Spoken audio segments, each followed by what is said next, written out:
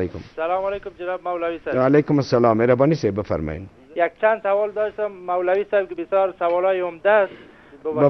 بفرمایید مختصر. امی کسی که امرای کسی که ازدواج میکنه، مثلا او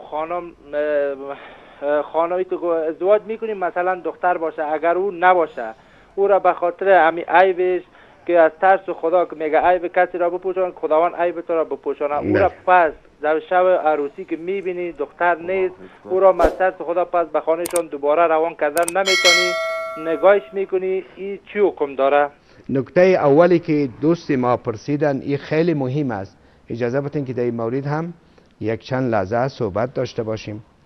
به این معنا که در صورتی که طور مثال چون شریعت به اصطلاح واضح از احکام شریعت نباید ما در لفافه صحبت بکنیم.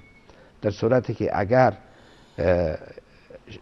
شب ازدواج اگر غشای بکارت اگر وجود نداشته باشد، با مجردی عدم وجود غشای بکارت نباید یک انسان بالای خانم خود یا بالای دختری مسلمان بدگمان شود.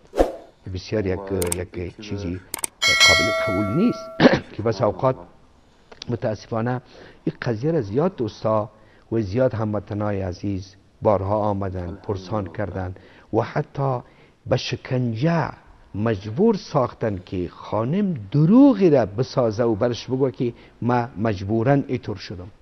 دوست عزیز ببینید که در فقه اسلامی میگه 7 مدارک که هست که باعث زوال بکارت می شود. 7 مدارک از جمله به اصطلاح بی‌احتیاطی است یا در شرایط کنونی سیکل سواری است یا در جستن است از جای بلند یا کثرت عذر محور است و یا بس اوقات خود امو لطافتی که در این موضوع می باشد.